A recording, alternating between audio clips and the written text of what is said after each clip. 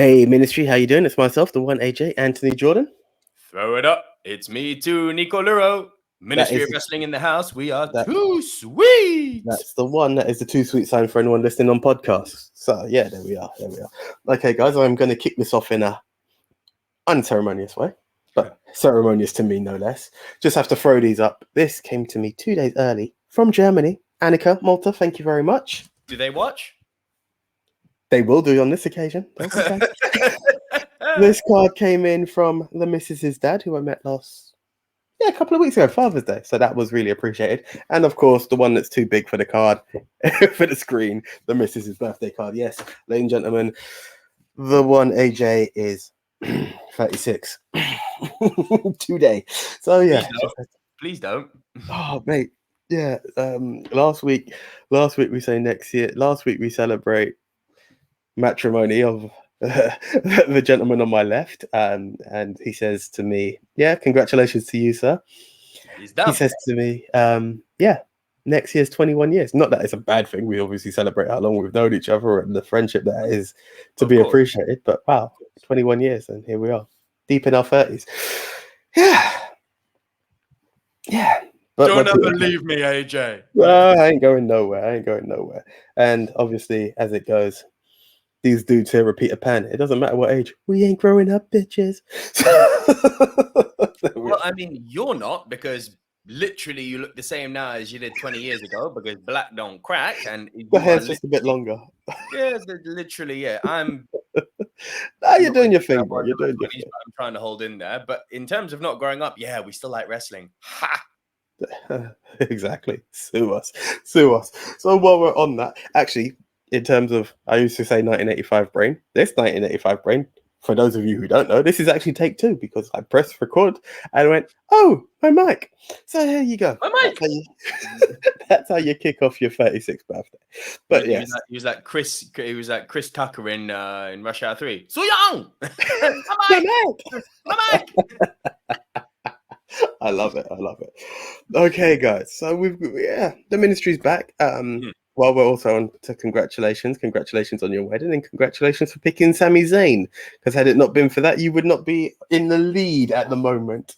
Yes, Nico was our triumphant winner at Elimination Chamber. So congratulations to you, sir. Told you. I was so burnt. I knew Sami Zayn. Bro.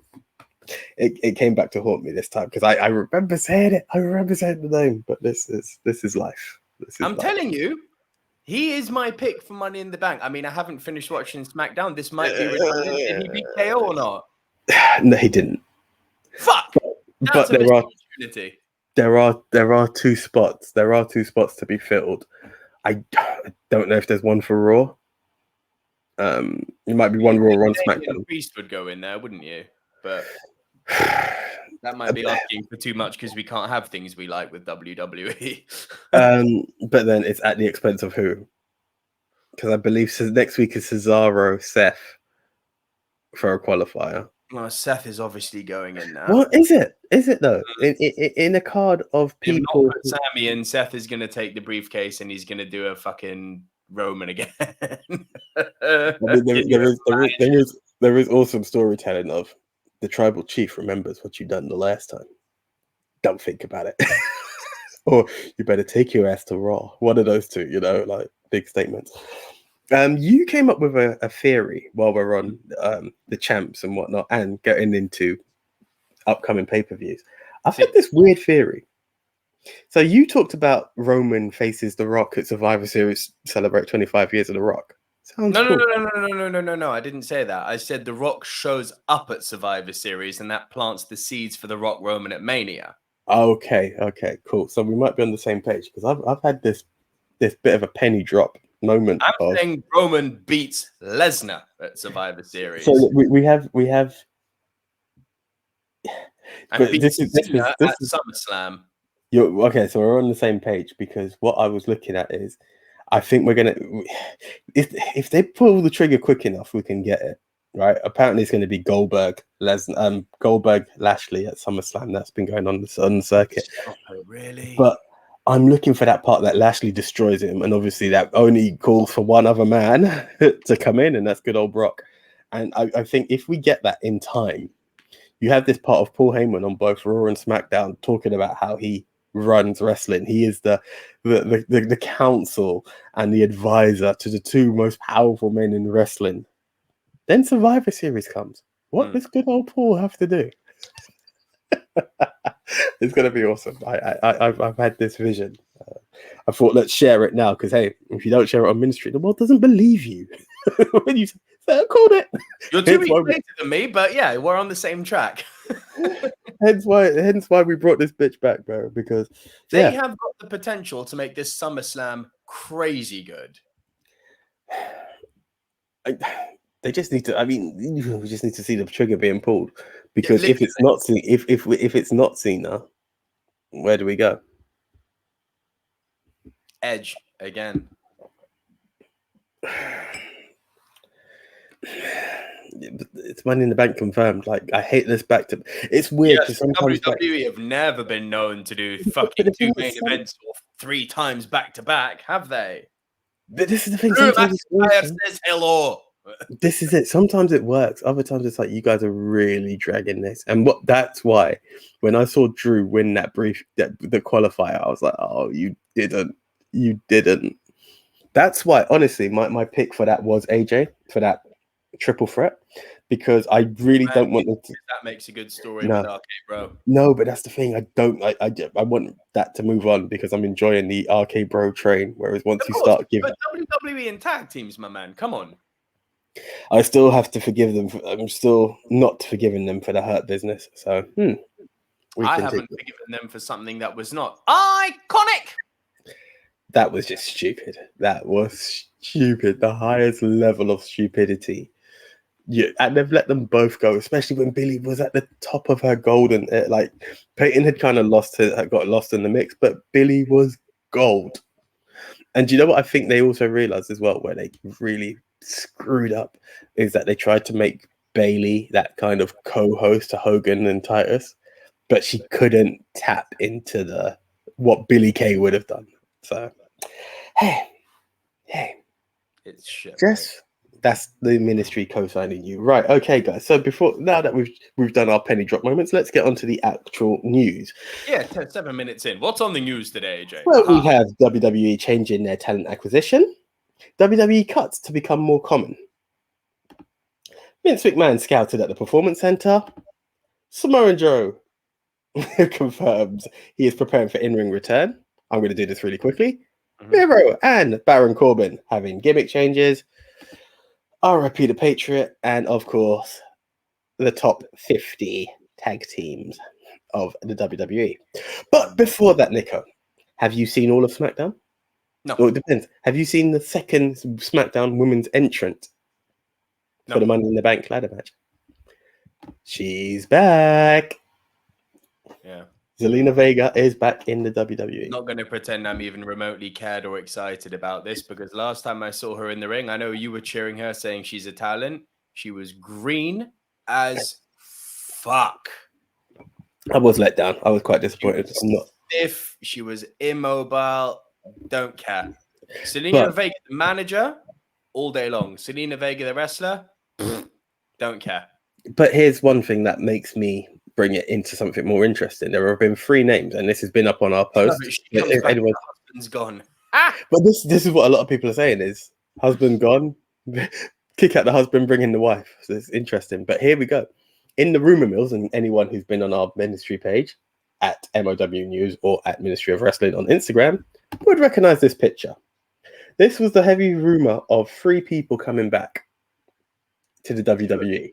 2 are back. 2 are back. 2 are back.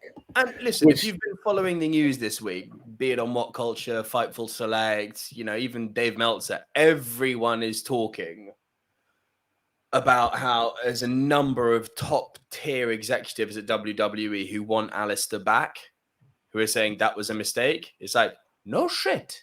Yeah. But here's something with Zelina coming back, wife of Alistair Black, aka Tommy End. Can't remember his actual real name. Here's something that he put up on his Twitch yesterday.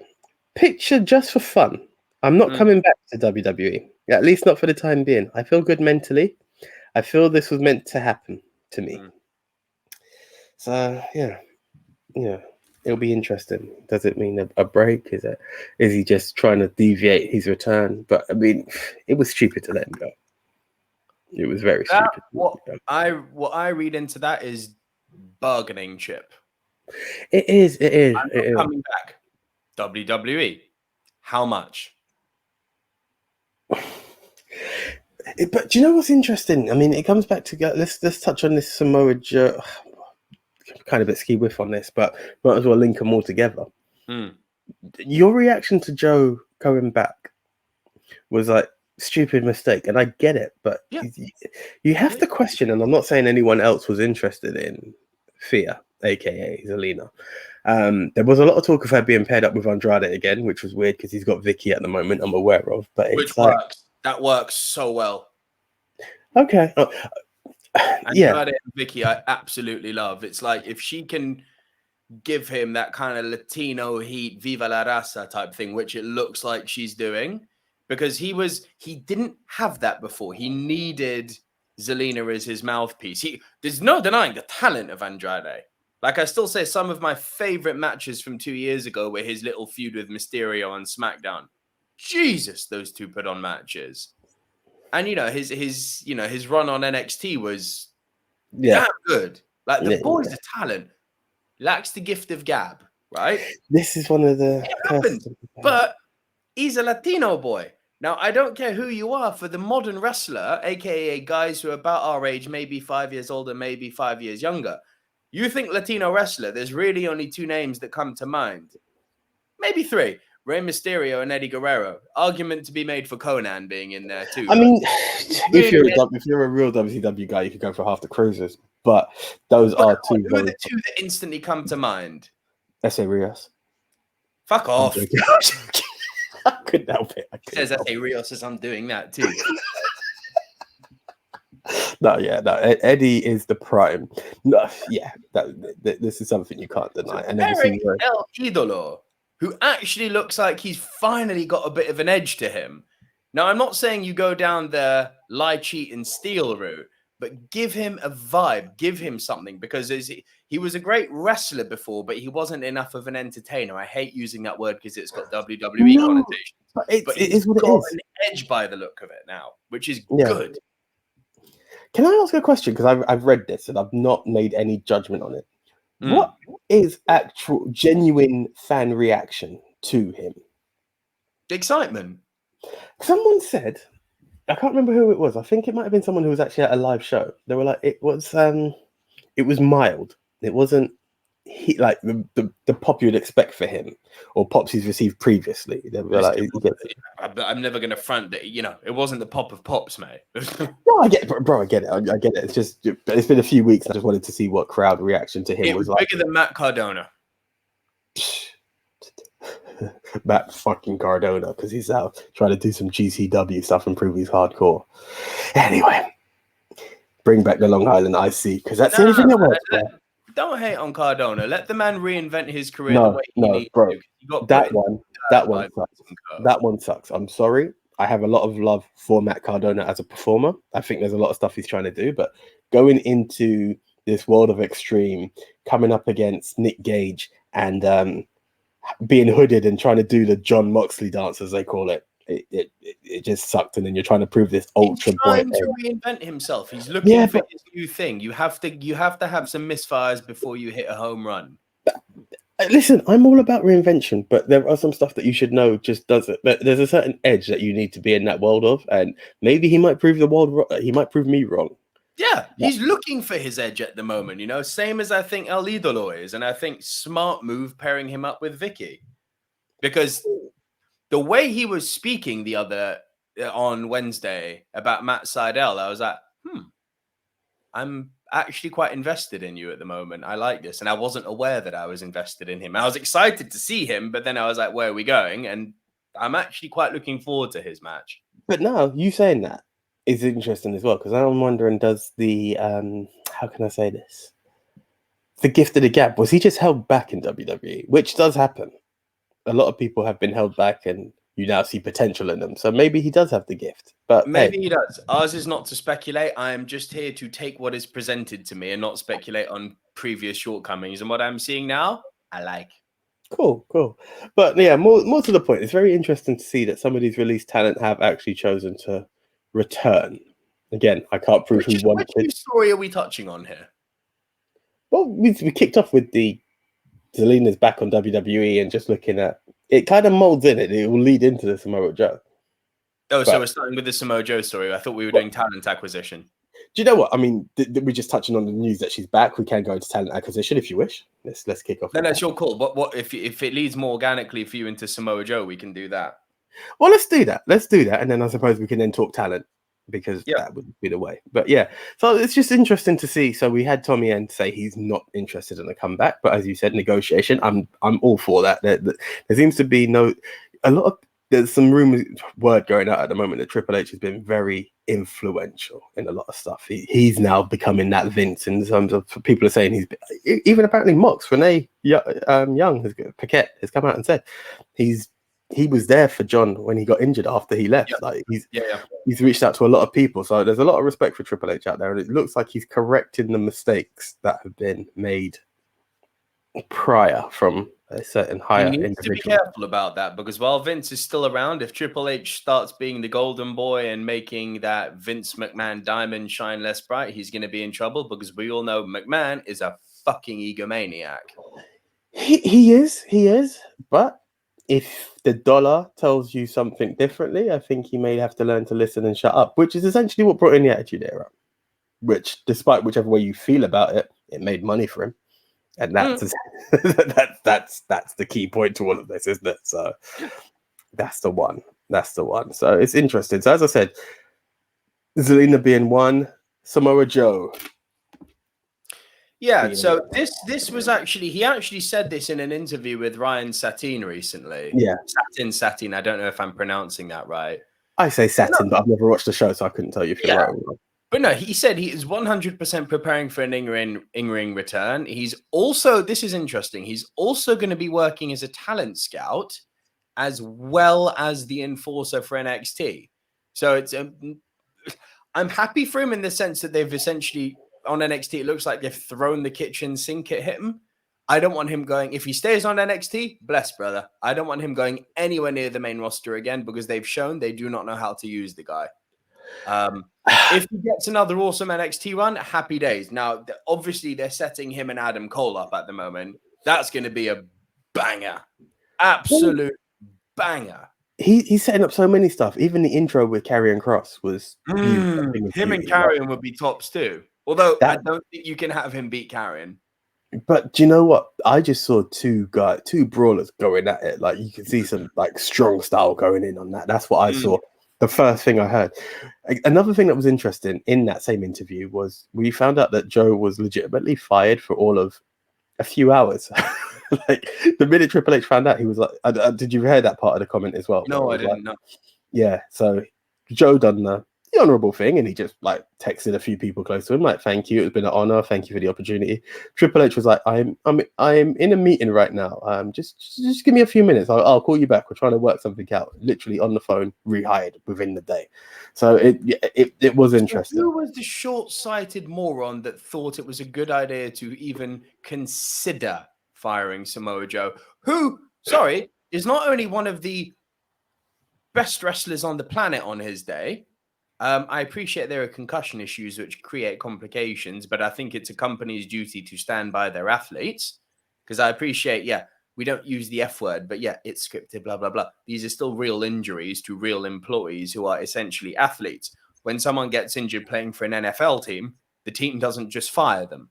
They're given proper rehabilitation. So the very fact that they were firing him because they can't use him when he's recovering from concussion, morally disgusting and fucked up. And let's even take that off the table, because there's no debating that part. You don't fire an athlete because they're concussed and unusable. That's gross. Won't add more to that, because I'm sure you'll agree on that. But who was the short-sighted dickhead who thought it was a good idea to fire talent that good? Because Joe's got it all. He's got in-ring awareness. He's scary as fuck. And he's got mic skills. He's got mic skills for days. Well, he actually glowed up. Dare I say, glowed up the commentary team. I think WWE's thing, and again, to firing someone on injury, maternity leave, aka Maria Kanellis, is never going to be something you can rate. I think, as well as the concussion, I think what they looked at is, aside from the concussions, there were a few injuries that held him back. And I think what WWE, especially because you look at Strowman, I think they looked at their when they're injured. The argument stands. No, I know. I think what they've done, more than looking at the current position of someone, they looked at the bottom line, the price tag of some of the guys that they had, and where they're going with them. And that, I think, with Joe, they were like, we're paying this and we can't do anything with him, and that's where it was. And I think the fact that he was renegotiated at another time, I think he's probably on the same money, if not a bit more, and that's why they've added the extras. They've, instead of making him just the, Triple H new division, don't just have him behind a desk. He's got mic skills, use him as a character. Joe's nearing the end of his career. He's got all skills. Joe's nearing the end of his career. Let's use him as a talent acquisition. Let's use him as a guy to help the big guys know how to move and stuff like that. Mate, it just breaks my heart that, I know people refer to him as an indie darling, but shit, man. Joe, way more than AJ Styles, is what got me into the indie wrestling scene. I would never call WCW indie. So same as I'd never call AEW indie. When I mean indie, I mean like TNA before it became TNA. Joe got me interested in it, and he's a bad motherfucker. Like, the guy really blurs that line between real and not real and kayfabe. And this guy's throwing kind of reminded me a bit of Bradshaw in that way, because Bradshaw, I think, forgot that he was a wrestler sometimes. That was a stiff hit, Bradshaw. That's the blue meaning. That about him, man. And that's the blue meaning. For him to have been on the roster that long and never won the title, it's like, what the fuck? Are you mad? But again, I think they kind of hold back on stuff. Then the injuries, and I'm talking aside from the concussions, held it back, because it's one of those things, especially for Vinny, good old Vinny Mac. He's one of those people who you have to convince him who you are. You have to be WWEized. You can't be, like AJ Styles. There was that whole Y2 AJ and all this crap that happened before the title win came. And it was the same sort of thing. He needed that special feud to get over first, and then he can do it. But what they keep doing, that is such a sin, is that they put these guys in the actual title matches that I won't say bury, but it diminishes their capability and their strengths. Whereas a killer IC run or a killer US run from Joe, a la Bobby Lashley, then bring him up, you would have known what you're dealing with. But the fuckery in that, and this leads nicely into the talent, talent acquisition change, because the very fuckery in what you've just said, it's like, we're going to get older guys who are recognized and established, because crazy thought, there is a world outside of WWE and even AEW. I don't watch enough of it, but when the big matches are on, when TNA have their big card, I'll watch it. When NJPW have Wrestle Kingdom, I'm all over that. Do I tune into them regularly enough? No, life doesn't permit it. But you just showed the murder ring. But yeah, that's it. Well, if even for the podcasters, life. Yeah, very good statement. Life just doesn't permit me to watch what is essentially, as Big Tone often says, the golden age of wrestling. I do not have that time. I certainly don't have the time for fucking Monday Night Raw when it's been as shit as it is, minus the last 2 weeks, which I've heard have actually been quite good. But I'm on my not watching Raw thing at the moment. So if it continues to be good, I'll come back. But anyway, what I'm getting at is, why would you hire guys who are proven, only to make them come in and have to prove themselves? Because let's be real, NXT isn't developmental. It's not. NXT is a shroud. It's a veil presented as developmental. Because Shinsuke Nakamura had no business being on NXT. I've gone back and watched his things beyond fucking that AJ Styles feud that everyone raves about, which you and me have repeatedly said, yeah, fine. The man was such a fucking talent, and he still is, of course. I love Nakamura. But he had no business being on NXT. All NXT did was turn him into a WWE star. Oh, we know you can wrestle, but we want you to be a sports entertainer, not a wrestler. That's all it is. Do you know what NXT is as well? and you need to understand. I mean, there's two sides. One, it's a different vision. Hence why a lot of these guys will go there. Hence why Balor's gone back there. There's a veil to this vision, is what I'm saying. Yeah, but the other thing that happens is what they're now doing, which is a sin, and you highlighted it before. A lot of people, Jim Cornette's even talked about it. Is before NXT being OVW, FCW was not televised. It was only a very local show, and only a few people will see these stuff because essentially a WWE ring is a different size to other rings. I know this for like WCW. All the guys had to do some training in there. It's like Booker T. Like, what do you mean you need to train Booker T? He's 5-time, of course, but he was used to a WCW ring. A WWE ring's a lot bigger. You need to get comfortable with those situations. So I get it in that sense. But here we go. You're now doing on-screen training. Again, I'm not disrespecting Nakamura by saying that, but it's like it's this it's a weird mix, and more and more, the more it becomes prominent, the more it becomes the more popular show. The second popular show, I think SmackDown is definitely in the lead at the moment. It becomes this issue that people are seeing your on-screen training, and then because the visions are so radically different, like you can move to Raw to SmackDown, and that could be a terrible mistake. But NXT to Raw or SmackDown is just a complete different vibe. It's a lack of acknowledgement. I mean, the fact that we can honestly have NXT UK, a woman who contender to the title continuous times, up there, main event in the show. And then you're like, who is that? Like, come on. You see what I'm saying? Proven talent. So this brings us on to the story. So this is kind of the teaser. Yeah. So here's the actual story. So it comes from good old Uncle Dave, but it it does tangent into something a lot more substantial. So we're going to kind of hit two stories for one, because, you know, the first one, which you brought up, is WWE changing their talent acquisition strategy. And that does curtail into Vince McMahon scouting at the Performance Center, right? Yeah. So these stories, the first part came out on Monday. The second part came out on Tuesday. The visit to the talent center, to the Performance Center, was Thursday. So we now know that this actually happened, right? So let's go with these two stories, or three stories almost, in chronological order. So the talent acquisition strategy, which came out Monday, is apparently we're not going after older little guys anymore. They're out. We want younger, big, beefy boys. This is according to Meltzer. Now, historically speaking, we know that McMahon's got the biggest man hard on for man meat, right? What does he call them? Big sweaty man meat or something like that. Something along those lines. Anyway, he's got demons that he needs to deal with. I'm not even entering that. I've got shit right there. Big, beefy men beating each other up. Fucking McMahon. But it does make sense. And they've given very, very specific parameters to this. 27 years of age, 220 pounds and up. There's some big man meat. All right.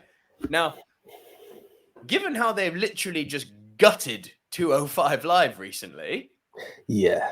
This is at least being consistent.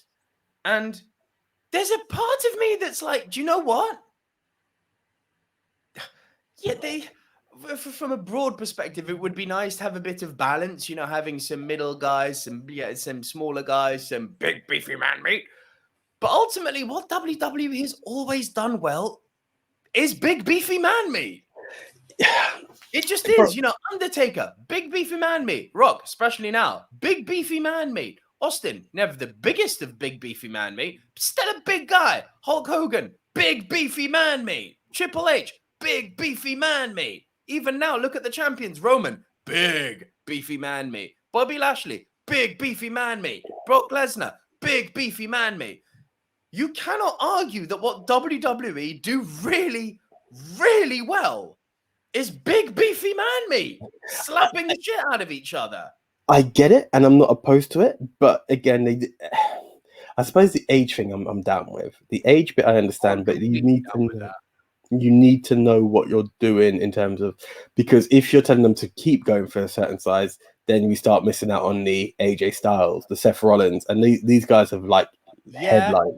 Yeah, we do, but we then don't have Riddle situations. And that may be not the best example because Riddle is on quite a good run at the moment, but look how long it's taken to get there.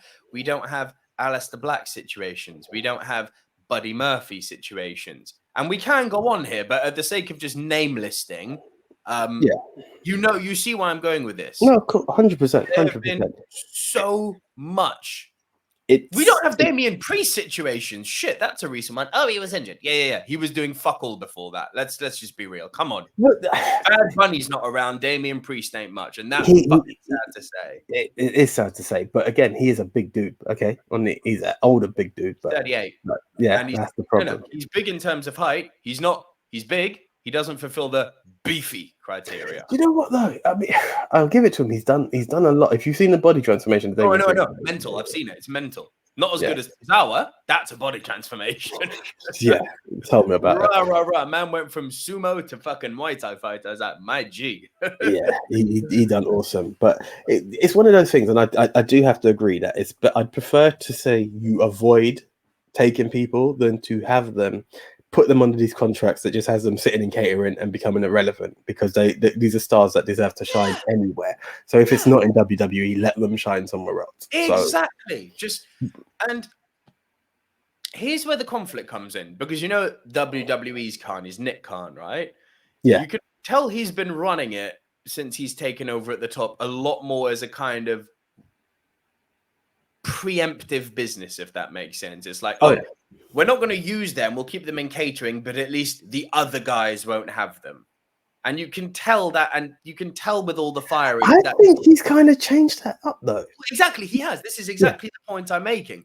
So that's how it all started, and that you can tell that was what was happening with all of the firings and whatnot, because it's like, well, okay, we've now fucked the competition from getting this talent, but we've got a wage bill of over 300 wrestlers.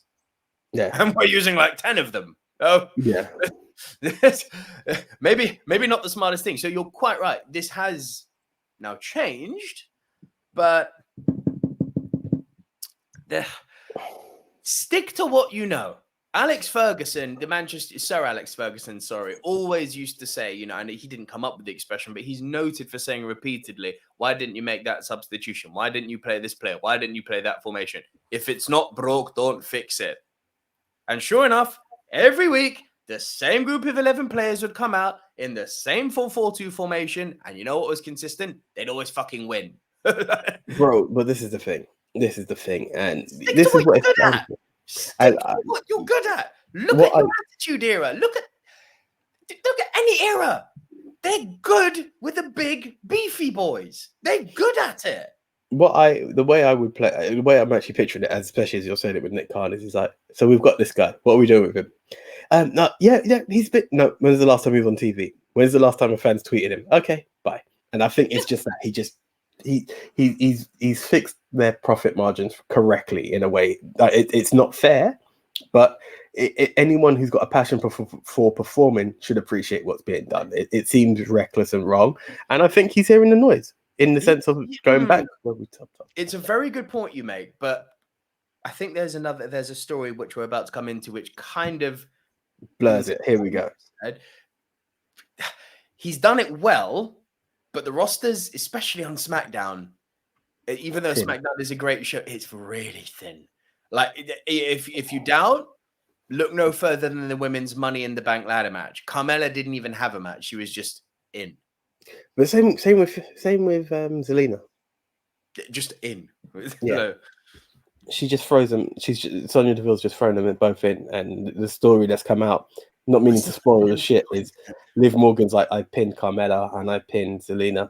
Yeah, I'm still not in the match. Talk to me. Yeah.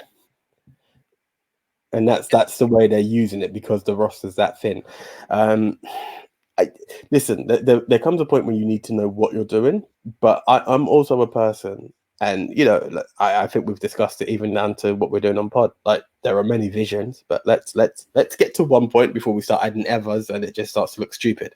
And I think he might be like, well, guys, you're not using them anyway, so don't give me this. We need them because it's irrelevant. Guys like oh my god, Murphy, that I still don't get it. But again, it's not the size criteria, forever jobbing him. It's been inconsistent runs. It's there. So I think in time we're looking at here we go. There's another story with cuts that's coming. I'll let you lead on that. But we're seeing cuts and we're seeing people being brought back and new talent acquisition. I think they're rebalancing. I think WWE's rebalancing. Clearly. But before we go on to the cuts, right? You know, the second part of the story was this came out on Tuesday and then it actually happened on Thursday. So first off, you know, Meltzer reported on Monday, WWE changing their talent acquisition, big beefy boys, big slabs of man meat, which is in keeping with not only the cuts, but is in keeping with what they're good at. So that was Monday. Tuesday, this came from Fightful Select. Vince McMahon scouting at the Performance Center to fatten up the main roster. Okay? Now, yeah, that again curtails into what we were just saying about the whole some of the roster needs to be fattened up. I'd also just like to take a side note here and say that in this report from Fightful Select, it was McMahon actually going to view the talent for the first time and actually go to meet some of them. Here's a crazy fucking idea. Actually meeting the talent that you've hired that you're training up. Oh, but bro, mind blown. Bro, it's all Hunter. But it's all Hunter. But here's the interesting thing. Yeah. You're the owner of the company. You should know who you're potentially building.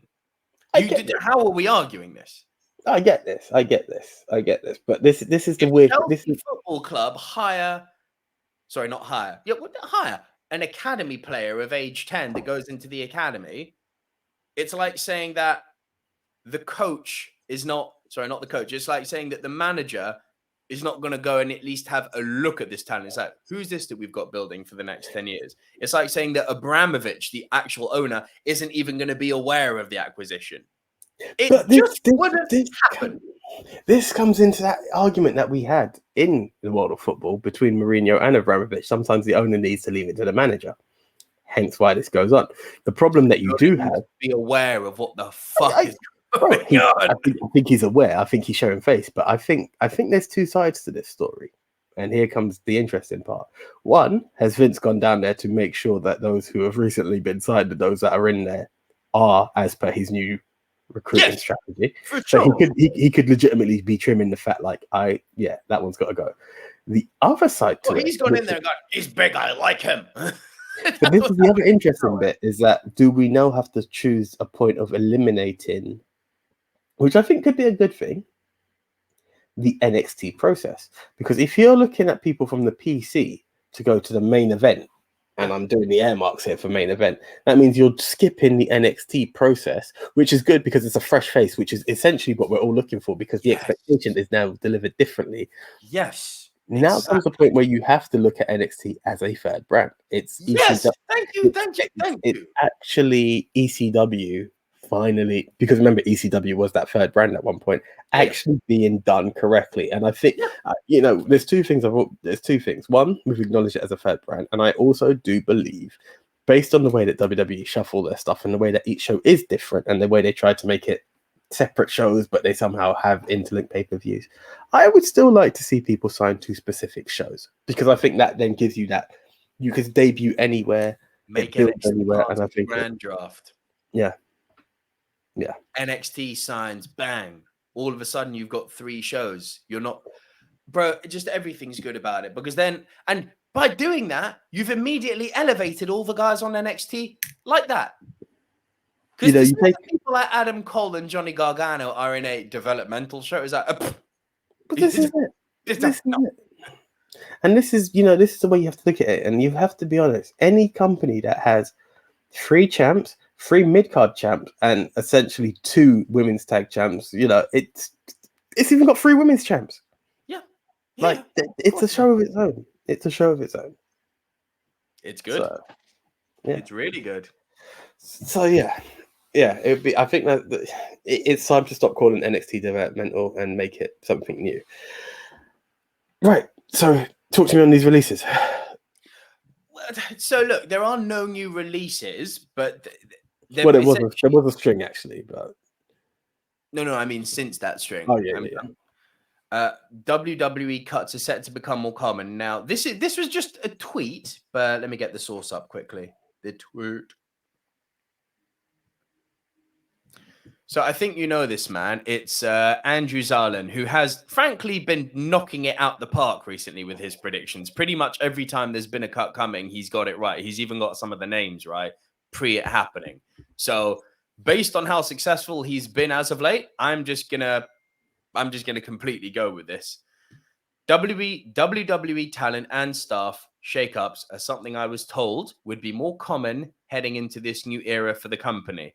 When I pressed this person as to why, their response was, to be honest, it's needed. I can't argue again.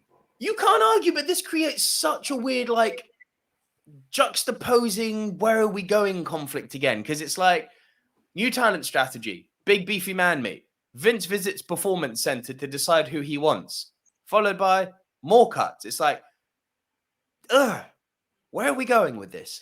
But you know what? Again, I mean, there was that lady who was released for not knowing Bobby Lashley, but before that, and admitting that you don't need to be a wrestling fan to be a writer for WWE. All of this madness comes in.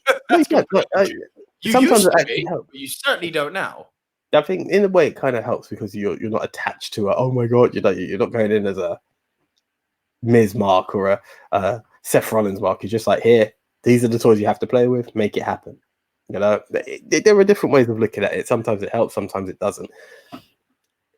I think if you realize that stuff aren't working, like I think the company have realized, especially with the feedback from Raw, especially because the numbers are down compared to where they've been before. Okay, we've been in the pandemic, stuff are viewed differently. I will never change my stance on that, but you have to look at it and just really readdress what is this company doing. I think the shit show that was the NXT / main roster argument of where things are going. It's like we were hoarding, we were doing this, we were doing that. Like I think there's a small reset button being pressed in WWE. Yes, and that's going to be part of it. That is going to be part of a reset. That's just the nature of the beast, bro. They need to. Yeah. They need to. And if part of the strategy in this reset, going back to the first part of the story, is big beefy man meet. Hey man, you got a history of doing it right. Do it. Do you? Don't try and get all the luchadors. Don't try and get the intercontinental level mid-carders who you don't know how to use properly. Don't try and get the lightweight guys who should be champions like your Aleister Blacks and Damian Priest who are just going to end up rotting. Just don't do it. Yeah. Stick to what you know and do it well. And just, if you're going to become associate, AEW can be like the high flying or like, stuff like the Young Bucks, guys who are absolute wrestlers, and WWE become known as the entertainment brand with big guys. So what?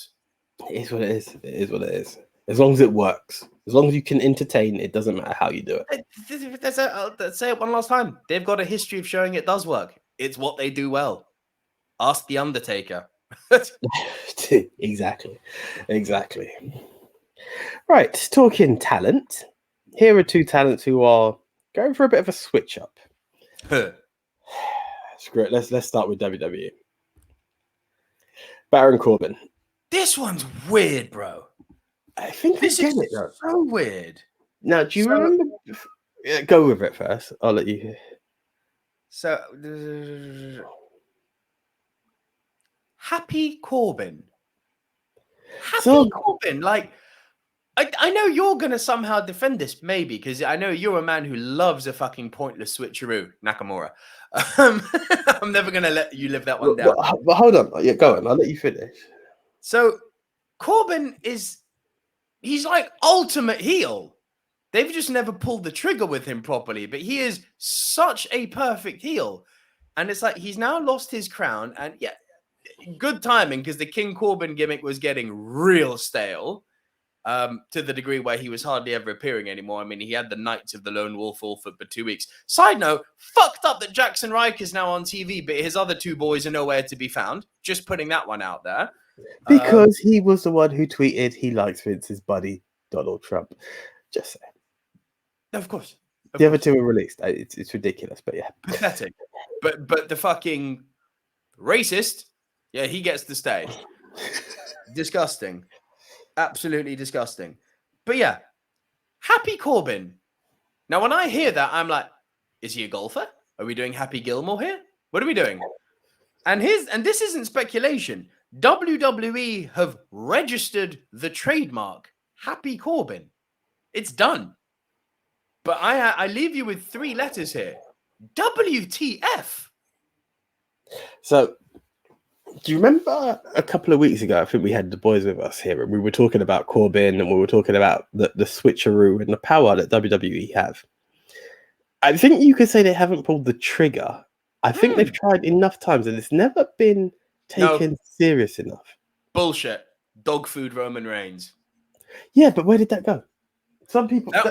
That went with them going back to Roman Reigns doing the same thing to him 2 weeks later, which they should not have done. That should have been, okay, the man has just been booed out of the arena. Do you remember after that, Dolph Ziggler said to him, I haven't heard that type of heel heat since Vicky Guerrero.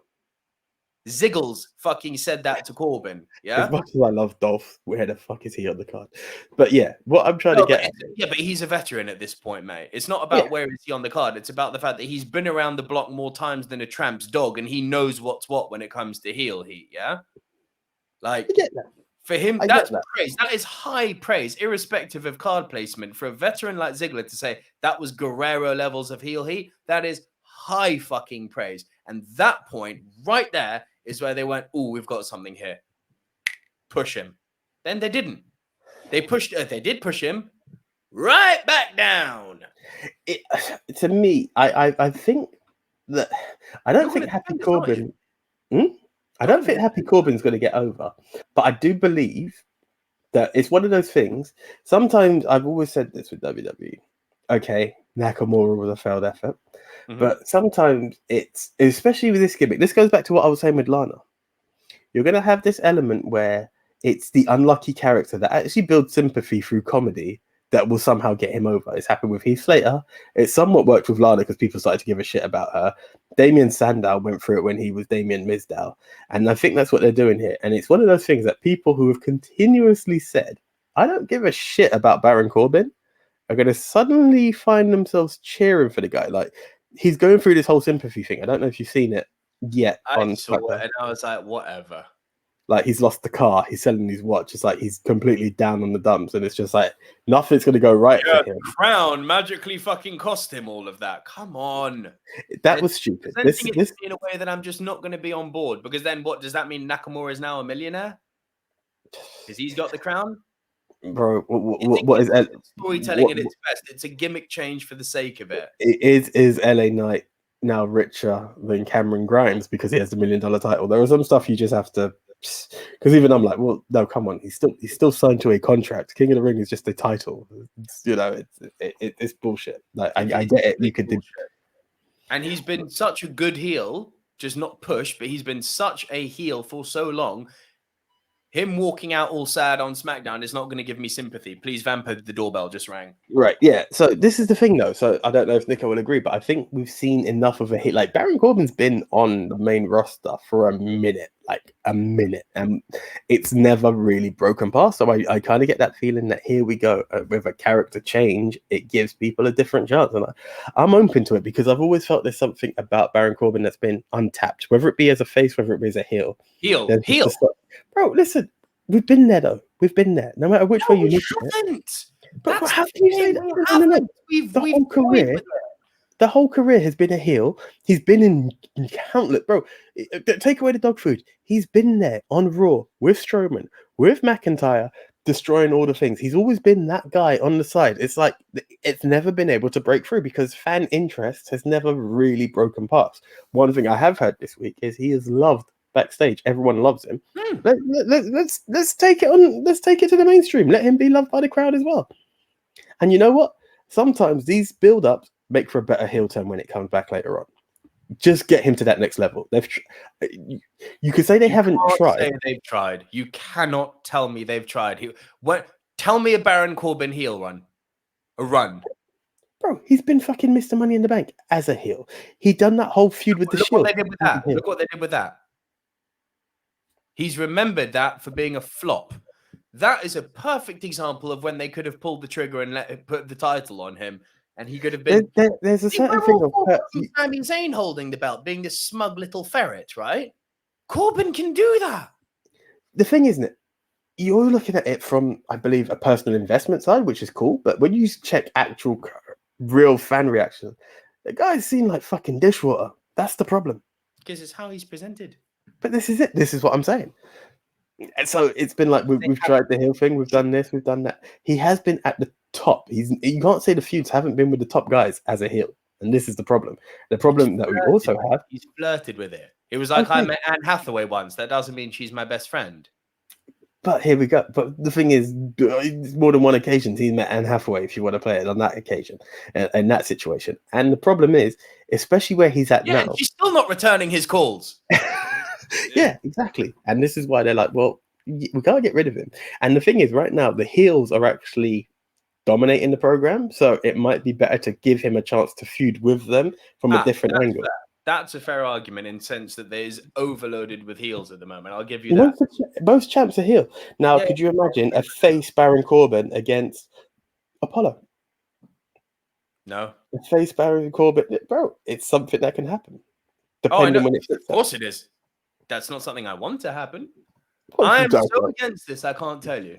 I think this is going to crash and burn harder than Shinsuke Nakamura's heel turn. But let's say a heel turn Sami Zayn worked better than a face Sami Zayn worked. And everyone thought he could never be face. That's why we love Sami. Yeah, but mate, that's not a fair comparison. Den the Tech says this all the time. Shout out to our boy Den, right? But some people can play both. Sami can play both. I'd argue Charlotte Flair can play both. I'd lean more towards her as a heel, but she can definitely play both. The Rock can play both, right? Some guys are just heels. I get that. Randy is a guy who's done both. You will cheer for Randy, but you always know that heel turn's coming. Jericho can do both. Of course. Riddle is an out-and-out face. I know they're going to try and make him a heel at some point, but Riddle is a face for life. But here we go. Until you've seen, because again, going back to it, and I think Dan would be on record to say it as well, no one ever believed that Sami could do heel. Just test it before you diss it. That's all I'm saying. I was never on that train. Even as a face. No, bro, you've got me on pod saying this. Listen, when he was a face, I was like, he's an annoying shit. I'd love to see him as a heel. Even as a face, he annoyed me. I was like, but that's a personal view. But what I'm saying is, if you look at the outcry, they're like, this is it. This is the end of Sami Zayn. They've turned him heel. How do you turn Sami heel? This is it. It's over. He's going to be buried. He's done the best thing he's ever done in WWE. He's a fucking heel. That's all I'm saying. Personal opinion versus public opinion. Wait and see what happens. Sure. That's all I can tell you. I'm not going to pass judgments until I've seen the final product, obviously. Of course. Nakamura doing a low blow. I knew. This is fucked. Hey. He had some title runs as a heel. That's all I'm saying. He had some title runs as a face too. He won the Royal Rumble as a face. He main evented WrestleMania as a face. What did he do after that? A solid IC run. The artist crew. Anyway. That was a memorable one. Right up there with the Miz's IC run. We remember the Nakamura IC Be careful. run. Okay. I see. I catch the sarcasm there. Anyway, while we're talking mid cards. Yeah. Hey, the other gimmick change. This is awesome. So this has started. It was this last week on Dynamite. He's got new entrance music. I'm gonna paraphrase what one of the What Culture boys said here, because it was so perfect to describe his new entrance music. It's epic. It's like drums and horns, and it sounds like an army of orcs going to raid a tower. It's awesome. His new entrance music. Whoa. He's called the Redeemer. So, I mean, Christ the Redeemer. I'm just saying. So, full on God complex here. Full on God complex. Is it like God's favorite champ as well, or something like God's that? favorite champ. As I said, there you go. Full on God complex. So he is, in my opinion, officially, and I say this with all love to Roman Reigns, but Miro, for me, is the scariest man in wrestling this week. Oh my fucking God. Oh my giddy aunt, he is scary. And they've done this so well, AEW. So well. Because yes, when he entered, take the shots at the shove the ring up your ass society moment. Remember, he entered with a fucking Mario t-shirt. He kind of entered as the best man as the gamer, right? whoa. Yeah, we moved away from that. Like, we always knew Miro could throw. Yeah, I mean, even Rusev, we loved Rusev back in the day too, and we all knew he could throw. They semi-pulled the trigger with him. It's like, no, more. Yeah, he feuded with Cena, but it was for the US title. It's like, more. Push him higher, for fuck's sake, right? And I know there's an argument, yeah, but it's still a mid-card title now. Oh, yes.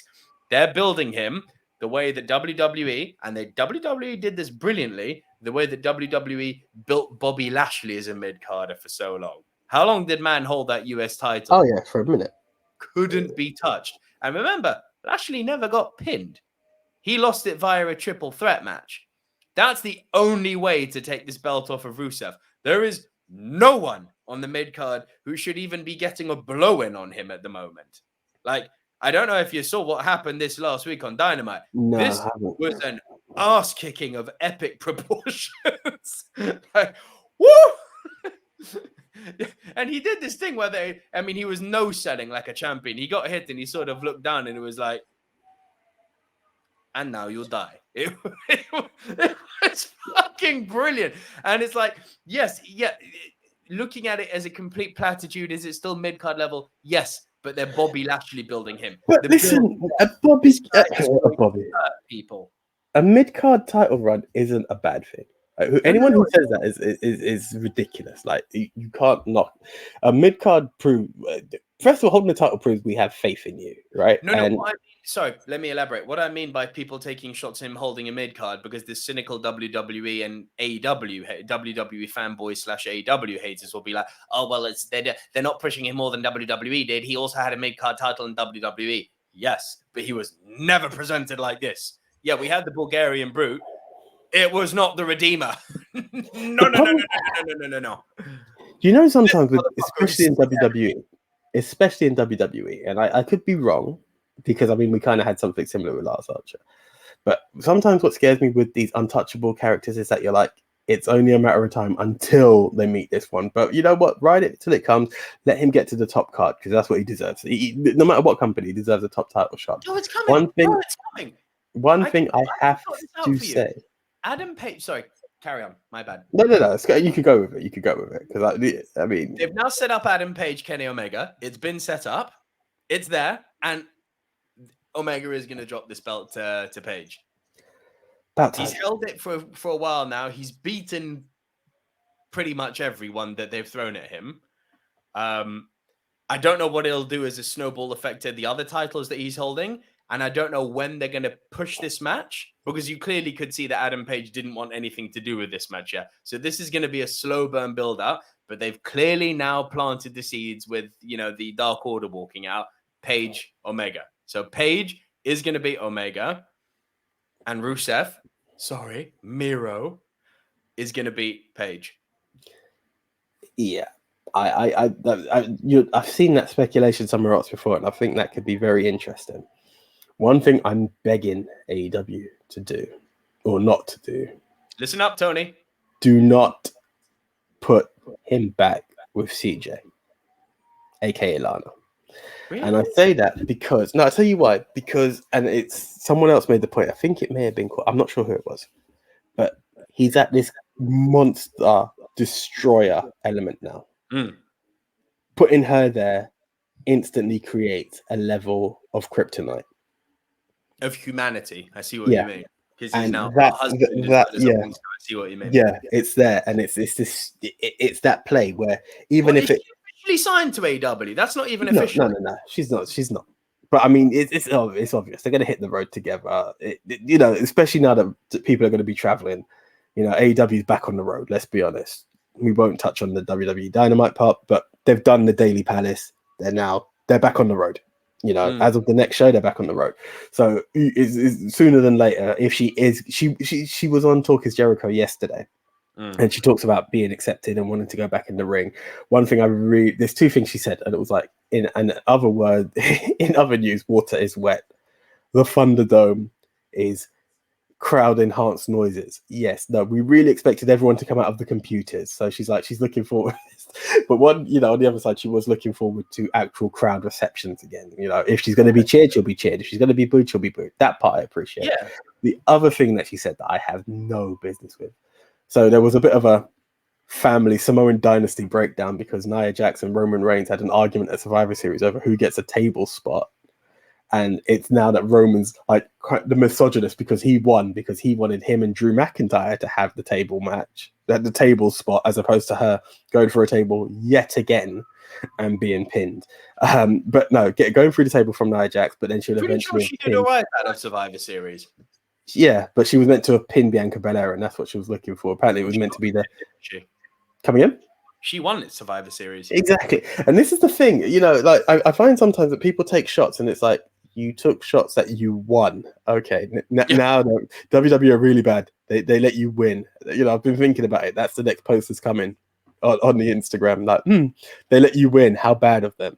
Okay, I get it. Not the most favorable, but it built into something of let's build Lana. And quite frankly, even as a tag team artist, I still haven't seen the in-ring talent I was looking for. No, but this is also what I'm looking at as well, is that if she wants to be a wrestler, being Miro's manager, she will be seen as Miro's manager stepping into the ring. If you want to be taken serious as a wrestler, keep apart, build. I'm not saying you're ready for Britt Baker because that's a long way off. Fair point. Yeah, very fair point. So, Big or Thunder Rosa. Yeah, exactly. So stay back, build.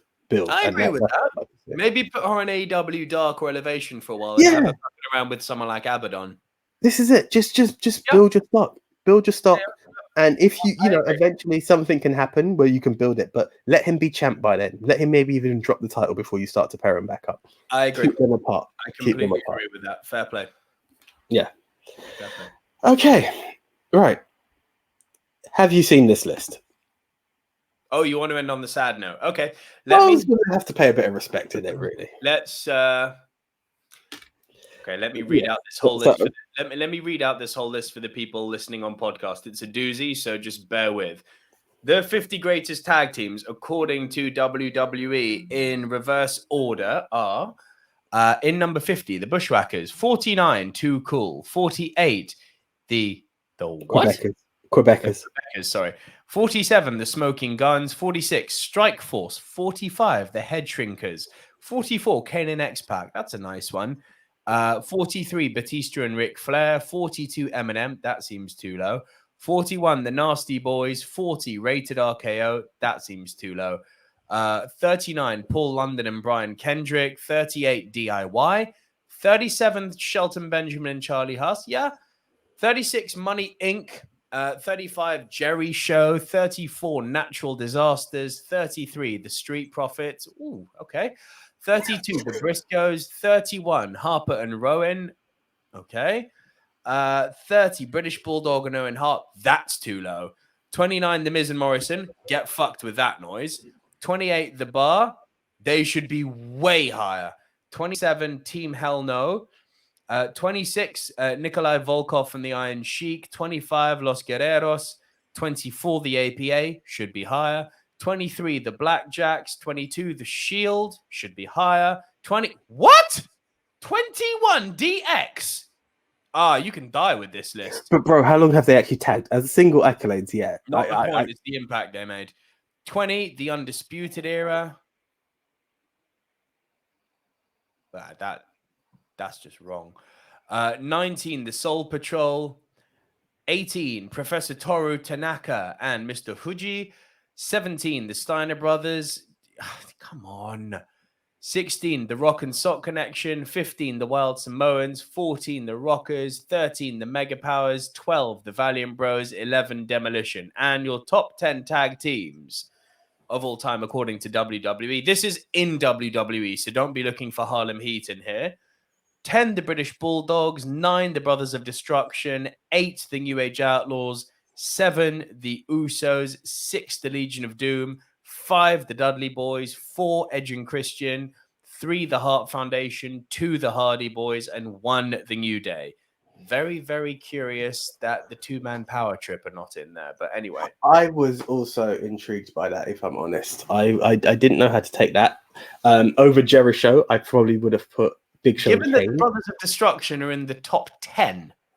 That's I also found that weird. And they were like the main rivals at one point for they wanted to kill each other more than they wanted to be friends. I would have actually put Diesel and Sean over Shawn and Triple H. Those guys held all 4 titles together. Yeah, I'd agree with that. This list is very weird. Like, I mean, listen, the whole point of a list is that it's going to invite disagreement over placement. That's the very essence of its creation, is to invite disagreement. So, shock horror, I disagree. But there's some... Do you know what actually stung me the most is the Bar? Because they really held that tag team division down for a long, long, long time when it was... Do you know, I also find certain things a bit weird. Like, if I'm going to pair certain things together or in a list, there are certain things okay, there's certain influences, but I don't think you can create a big gap between the Dudleys, Edge and Christian, and the Hardys. I think it needs to be one to be above the other. Exactly. That's it. Then you're going to tell me, the Usos and the New Day. Now, irrelevant of where you place them, they need to be together because it's in that kind of realm of a feud that one would not be anything without the other. The Usos, the New Day, and the Bar, mate, because that was all 3 of them going back and forth. That's why I take exception to the Bar being solo and the New Day being number 1. Because obviously the only way they've done this based off is the amount of times the New Day have won. And merchandise too, which is kind of a big thing. Well, this is it. I mean, if you're going to say that. But I think your logic is sound. I think having the Usos, the Bar, and the New Day that far apart is weird.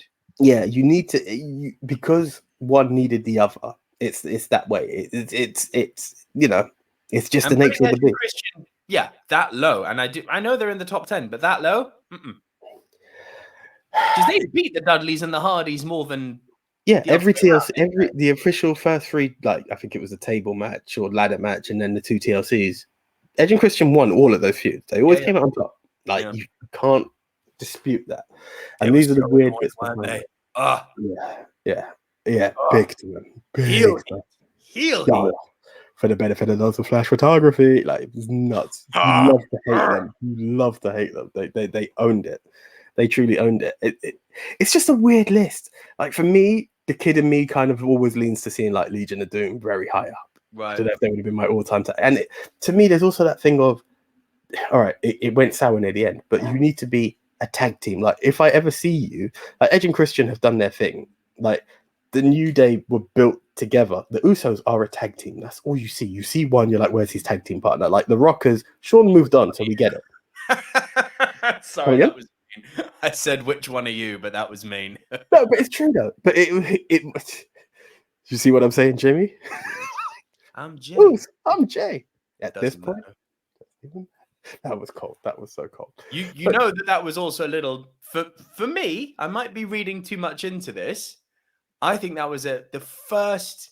Tell me what you think of this. This hasn't been, to my knowledge, reported anywhere. At least I haven't seen it. That for me was the first seed being planted for The Rock. It doesn't matter. Good point. I didn't see that. I didn't see that. And he underplayed it brilliantly. He didn't imitate The Rock. It was so underplayed and it was so tribal chief. But I caught that. I was like, that's a seed for me. If this Rock thing happens, I'm putting that down as the first seed planted. Okay. It's not, I mean, since the whole family element started coming in. But yeah, that's a good one. The first official, like, The Rock's coming. Yeah, if that is ever referenced, you even dare to say it doesn't matter. That could be that could be big. That could be big. LOD to me were that born tag team. They are that. Even the Steiners had a moment where they broke up, like Hawk RIP, then it went all to shit. But that's the kind of element of tag team I'm looking for when I'm looking at your top 50 tag or top 10 at least. As you said, Brothers of Destruction. These guys, like, God, if we're going to talk about sibling rivalry, it doesn't get deeper than those two. Like that's the nature of it. New Day at number 1 is like, I respect the accolade. I respect the fact that they would have been on the release list. Like it's no in betweens. Like they were that far down. They've made it happen. They've done the video games. They've done this. They've done that. They're wonderful. I don't hate the New Day. Tag team? Yes. Do I put them as the greatest? No. It's hard. It's like top 10, yes. Top 5, I can argue. Number 1, I can't. Top 5, yeah. Do you see what I'm saying? I'd still struggle putting them in the top 5. And then it's like, where were the Outlaws? The top 3 spots for me have to be Hardy's, Dudley's, ENC. Has to be. I get it. It's your era. Everyone's going to lean to their era. Hence why I'm talking Legion of Doom. But like guys like the Outlaws, the APA, like these need to be top 15. They have to be top 10. They have to be top 10. Yeah, these are the elements. I'm like, oh, come on, guys, come on. And I get it. There's a generation. To not put the 2-man power trip on there, for me, that's the biggest insult. Again, all the gold. This is literally all the gold within 2 men. Like, it's weird. It's weird. You have to acknowledge. Okay, it wasn't the longest run. They were. Oh. It wasn't the longest run, but you can't deny it. Yeah, but bro, you were looking at these two going, who the fuck is going to beat them? Especially when they beat the Brothers of Destruction. It was like... Yeah, that was it. Because everyone was like, this is when these 2 little pricks get... I mean, they weren't little, but this is when these 2 pricks finally get their comeuppances. No. They beat Kane and Undertaker. Like, literally, if you could imagine a fridge, that's Kane. A human fridge. Like... And I'm not talking about one of those mini fridges you keep in your man cave. I'm talking about something like LeBron James has. It is a big fridge, you know? Kane, immovable object. They beat them. Biggest heartbreak for me because I was such a Undertaker biker mark, you know? I was hurt when why people don't like the Undertaker biker. That's my guy. He was fun. I like Taker himself. There was I entrances. I don't want to hear about all of that gong bullshit. I know he said it. Sacrilege. Nah, man. Riding out on a Harley to Kid Rock and Limp Bizkit. Fuck yeah. And I also say listening to that music. Fuck and I also say WWE ruined it. Like now, I was watching when he came back at Judgment Day, and I was like, hold on, that's not right. They're using like you're gonna pay like Kid Rock and Limp Bizkit. I think the licenses have run out. I was like, that is sacrilege, man. Absolute sacrilege. You need to keep paying that. Banging track. It's a banging track, but he came out to American Badass. That's what he came out to. He came out to Rolling. Like, I need Rolling at that Rolling time. Yeah. Like, you're gonna pay is awesome, but no, that was when he was Big Evil, wasn't it? Yeah. I love that character too. I loved that character. It's when he became Big Evil with JR. Are you gonna kiss this man's ass? Hell no. You saying you're better than me? Ah! There are 2 looks that will forever resonate with me in WWE. That look of fear on JR's face when Taker said that to him. And funnily enough, the other one also involves Taker. The look on Scotty Too Hot in the Rumble. Like, if there were ever 2 looks like, well, yeah, I'm gonna be fucked. I'll tell you what, there's a third, and this one is golden for a different reason because it built the character. Is the build up to Wrestle Triple H Cactus Jack. Yeah, that's there because if he didn't give that look of that death stare of oh shit, what have I done? I brought out Cactus Jack. It would have just been oh you've changed T-shirt, Mick. But it was oh fuck. Like you have to rate Triple H for that one. Yeah. Those are the 3 stairs. The 3 stairs of WWE for sure. For sure. Definitely. They're on the Rushmore. Yeah. Indeed. Scotty Too Hot made a Rushmore. Who would have ever believed that? Okay. Right. Let's end this on a bit of a sad note. I don't know how much you know of him. A bit. Your area. Okay, cool. Since I heard about this, I've definitely gone and researched him in the build up to this episode. I'm not going to front about that. So he came out to Kurt Angle's music before Kurt Angle did. Yeah. Del Wilkes, the Patriot. It was a weird one for me as well with Del because I respected what he was. It's weird to have an American superstar in a non-lucha factor with a mask. Especially in that era because it looks quite lucha as well if you ever look at the mask.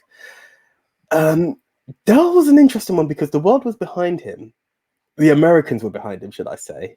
But this was in an era where wrestling has never done this before or after, to my knowledge. Bret Hart was a heel in America, but a hero everywhere else. Yeah. Canada loved him, the UK loved him, but he was hated in America. And obviously the Patriot was that guy to like step up. Obviously Austin was at the forefront. Like this guy had a main event title match, man. Like he had his run. But Brett was gone. Stuff started to pander. Like it was only so long that gimmick could last, unfortunately, and there we are. So just want to pay RIP to a man who died at the age of 59 by a heart attack. Terrible, huh? Sad Do stuff. you think that Hulk Hogan was paying tribute to him when he did that whole Patriot act? No. That was just purely because, let's be honest, Hogan has always been Mr. American. Say your prayers and what was it? Say your prayers and eat your vitamin, kids. Like he was that. So when they got rid of him, it was that weird. This is what we're gonna do. How do we bring Hogan on? Be blatant that it's Hogan, but not be Hogan, and that was it. So it was a kind of a nod, but it was Hogan being Hogan. And let's be honest, does Hogan ever do anyone any favors? Does he? Fuck.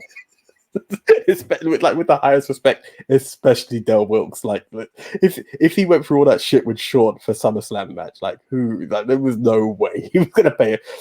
Me pay it? No, the Patriot was paying a tribute to me, brother. Like, come on. That was so shit, that Hogan Shawn match. They were just both checked out. It was so shit. You know what it is that Hogan had his vision, Shawn had his vision, and it was literally this was the biggest clash of Vince's boys. Yeah, the biggest clash of self-entitled, self-centered egos. Yeah, exactly. And Shawn was like, okay, I'll take the fall, but remember, HBK lays down for absolutely nobody. And did he oversell? What a there's only He's one such a prat. I don't know why you like him. He's the ultimate dickhead. Because even watch the dudes with attitude. Even listen to Brett. Yeah, he's magic. Even Jim Cornette says it. Jim Cornette cannot magic stand. in the ring. Like the ring awareness is on another level. I appreciate that. This is such a prick. But the and thing we're is, not Shawn, talking about kayfabe prick. He's a real life prick.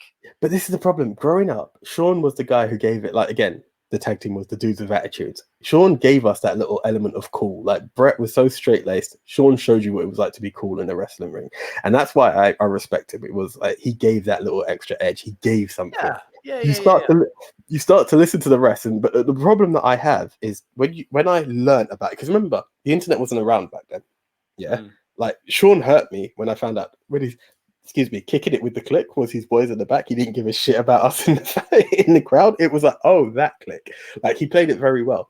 But by the time I started to find out who he was, even when I saw Wrestling with Shadows, he was the guy. Brett, I swear to God, like all of that, you fall for it. And then by the time you learn it and you're like, you're a prick. This is also the time he's kind of turned his life around and it's like, it's like I've loved this guy. And then I found out he's turned his life around and I've heard what he's done. I'm like, I loved you back then without knowing, and now you've actually admitted it and put your hands up. How can I have a go at you? It's hard. Like I can't hold you for your past mistakes, especially if you owned up to it. I mean, there may be a day I might forgive Joey Ryan. If we're both Pulp Fiction in the cleaning up the car scene, I'm Jules, you're Vincent. Hey, yo, Jules. Really? You ever believe that when a man says sorry, he's exhumed of all responsibility? Get the fuck out my face with that bullshit. Shawn's a dick. Shawn is a bona fide dick, mate. I love Shawn the entertainer. I do not like Shawn Michaels the human. Shawn Hickenbottom and Shawn Michaels, yeah, there's a clear distinction. Yeah, exactly. I do not like him as a person. I just don't. I get it. I get it. Compare that to how Cena is not liked as a character, but Cena the human is just one of the best people. Do you know who when it comes to all of these kind of things though, is Hunter? Because I love the way that Hunter was not only a Click member, so he was hated for that. He was also the guy who was buried. He was also the guy who married the boss's wife, right? He has been hated on all angles, but he's like the most loved guy now. Like everyone who's like, he was the guy with the golden shovel. Everyone's like, Triple H is a good guy. You need to work with Triple H. I just love the time. And I don't actually think he's changed in who he was that much. So there we go. Even that little prick Conor McGregor, when he was throwing shade at all of the WWE guys, saying they're all jabronis. The Rock is a G, Triple H is a G, but the rest of them are just jabronis. And smart man, he triggered them all. Oh, he did. Everyone. Roman came back with the best response. Dude, shut up. My leg is bigger than you. You gotta love Roman's Twitter game. You gotta love Roman. Yeah, exactly. Roman. Period. Shut up. But I don't care how much of a fighter McGregor is. You do not want to be hit in real by Roman Reigns. Like Even if you're not a trained martial artist, the velocity, torque, and force with which that blow would impact you. Let's be honest. Like, again, to be in the WWE ring, you got to be fairly conditioned, pretty well conditioned, right? So Roman, as you said, that velocity. So could you imagine a real life Superman punch from Roman Reigns? Like, Superman punch. Forget getting fancy. Straight right. Straight right. The straight right from Roman Reigns is lights out. For sure. There's so much force being exerted behind those arms. Like, yeah, McGregor needs to shut the fuck up, but it's fine. Dustin Poirier is going to make him shut the fuck up at the UFC then. This is next week, right? It's either tonight or next week. I think it's next week. Hopefully, I never have to hear from him again. Until he joins the WWE and becomes an awesome heel, which, yeah. I'm never going to get behind him. Ever. He ruined the UFC. I hear that, but hey. We all thought McAfee was this annoying little twat. Now we can't wait to hear him on SmackDown. It's mad. I love McAfee since day one. Just putting that out there. I said it on podcast. Prior to his match, I think we all said he was a bit annoying. No. What did I say on that podcast with Adam Cole? What were my 3 words? Hit me. It's a work. Yeah, we knew it was a work. But we also said he was an annoying twat with a podcast. Legit. People thought it was legit. I still say The Undertaker's not retired and it's a work, but I have to say that because I'm on record saying that, so I have to maintain what I said. It's a work! The Last Night documentaries are bloody work. Also, for the record, chokeslams do not count, okay? At Raw reunions, if he does a chokeslam, that is not he's out of retirement, all right? Let's just get that clear. Has to be a bell-to-bell match. Okay, cool. Right. I did not agree to those rules when I said it was a work, but I guess fine. You have to. Otherwise, Steve Austin's still not retired. Just say it. He's a podcaster now. By the way, Broken Skull Session, if you have time, awesome show. Oh, I've seen quite a few. Even the Godfather one, I was really taken back by that one. That was awesome. The Randy Orton one, yeah, there's some really I like the one with Mark Henry. I thought that was really insightful. I haven't seen that one yet, actually. Really good. Really good. I learned a lot about the guy that I wasn't aware of. Cool. Okay, guys. Well, I feel a bit disrespectful, so I'm going to say it one more time. R.I.P. Del Wilkes, okay, the Patriot. We went on the biggest tangent, and if you want to know about tangents, Nico will tell you a bit more about that right now. Yes, we have another show which is famous for them. That is the Movie Mount Rushmore podcast. That is our weekly movie show that airs on YouTube every single Tuesday or Wednesday. It depends how life gets in the way. We record it on podcast on Monday. We try to get it up on our podcast channels on the Monday, and it airs on YouTube Tuesday/Wednesday. So just stay tuned to the channel. If you like this video, please give a like. Hit the subscribe button if you like the channel. Comment below because we'd love to know what you think your favorite tag team, what you think the top tag teams are. So down there.